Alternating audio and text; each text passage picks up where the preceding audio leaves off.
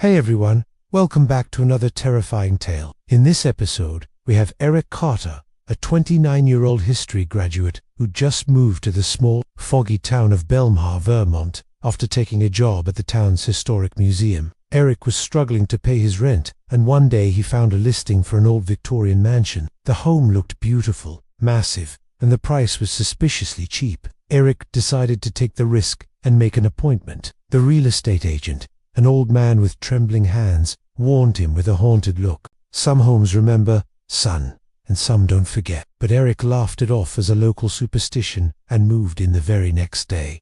Let's see what happens next. The first evening passed without incident. The house creaked like any old building, with cold drafts moving through the empty halls. Eric unpacked his books, excited to start fresh in his new home. But as midnight struck, he heard a faint whisper of his name.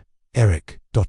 He spun around, finding nothing. So he shrugged it off and headed to bed. However, in his sleep, a pale woman in a tattered 19th century gown appeared by his bedside. Startled, Eric woke up to find the house slightly different. The dining table had shifted positions. New, unfamiliar portraits of Victorian-era people hung on the walls, and a musty scent of lavender filled the air. At first, Eric assumed he'd simply dreamed it all. But as he explored the house, he discovered a dusty leather-bound diary hidden inside a hollow book in the library. As Eric opened the diary, he learned that it belonged to Eleanor Hawthorne, the last daughter of the Hawthorne family, and the last person to have lived in the house. The entries chronicled her life, including her love for a man named William, who sadly died in the war. But as the weeks passed, the tone of the entries changed. Eleanor wrote of her family growing distant and strange, consumed by darkness and whispers of ancient rites. Then suddenly, the entries turned sinister. It seemed her own family was plotting against her,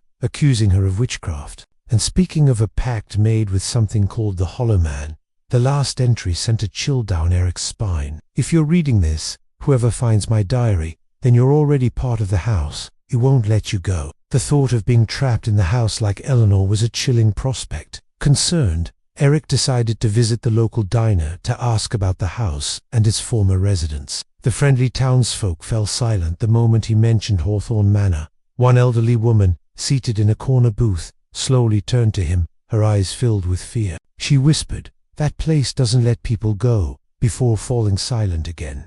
No one uttered another word. Eric tried calling the real estate agent, but the line was dead. He even drove to the agency's address, only to find it abandoned and covered in dust. Eric began to feel a sense of dread wash over him. Was he really trapped in this house with no way out? Determined to escape the haunting house, Eric packed his belongings and prepared to leave. But as soon as he stepped back inside, he knew he couldn't escape its grasp.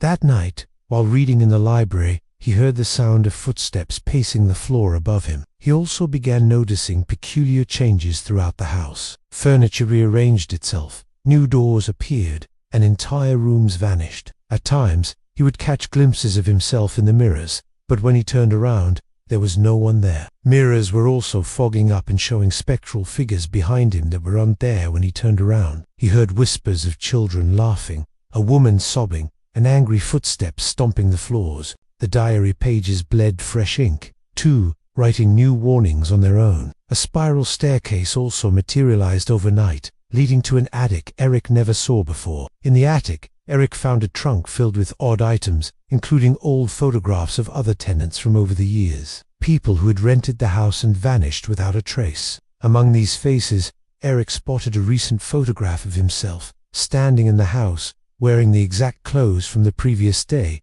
a photo he never posed for. Eric realized with a jolt that he wasn't alone in the house. Something else was there, something unseen and malevolent that was watching him. He fled the attic, his heart pounding in his chest. Determined to break free from the house's grasp, Eric raced to find the answer, fearing for his life. The diary led him to a sealed room behind the fireplace, where he discovered a grotesque, pulsating organ-like object embedded in the wall. Black veins spread across the wood and stone, and it felt as though the very essence of the house was watching him. Suddenly, the house trembled violently. Ghostly apparitions of the past, tenants screamed for salvation as the diary pulsed with an eerie glow.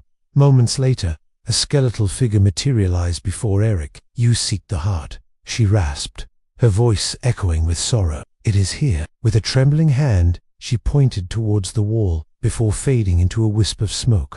The revelation startled Eric. Was this the fabled Hollow Man? But before he could react, the spirit vanished, and he noticed a loose stone near the base of the fireplace. With a grunt, he pried it loose, revealing a dark cavity behind the wall. Eric peered inside and gasped. He spotted what appeared to be a human heart, pulsating faintly in the darkness. The sight sent shivers down his spine. What was this heart, and how was it connected to the house and its spirits? Eric reached out hesitantly and touched the heart. The diary pages fluttered wildly as if urging him to do so. Instantly, visions flooded his mind, tales of unimaginable horrors and sacrifices made within the house's walls. Then, just as abruptly, the visions vanished, leaving Eric shaken but resolute. As the whispers intensified, the house rumbled, shaking its spectral chains. Though terrified, Eric felt a surge of determination. He wouldn't be a prisoner forever.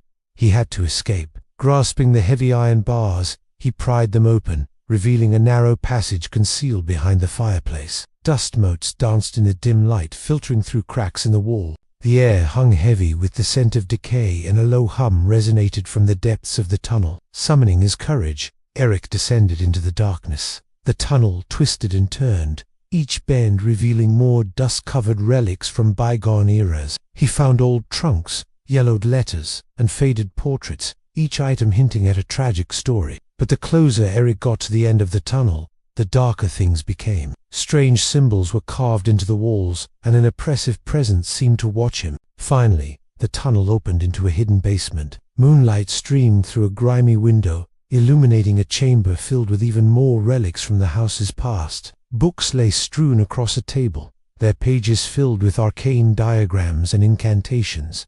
Eric felt a chill crawl up his spine. He had uncovered secrets best left buried, and then he saw it. Beneath some old, rotted floorboards, a skeleton lay buried, a woman's skeleton wearing a tattered ring. He carefully brushed away the dirt and recognized it instantly. The same ring from Eleanor's portrait, and the one she wore in her spirit form. Kneeling beside the grave, Eric felt a profound sadness wash over him.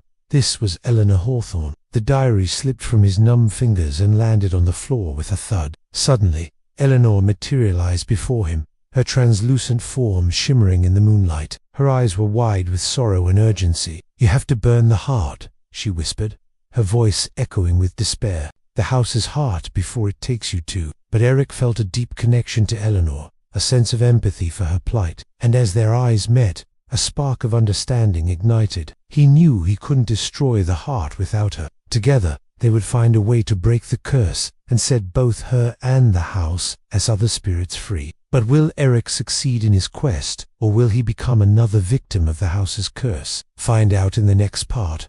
And that's all for today's episode. If you enjoyed the story, please smash the like button and subscribe for more content. Your support means everything to us. Now it's time to hear from you. What did you think of the story? Share your thoughts, theories, and predictions in the comments below. We can't wait to see what you have to say. Don't forget to share this episode with your friends so they, too, can enjoy the spooky season with us. Thanks for joining us, and we'll see you next time.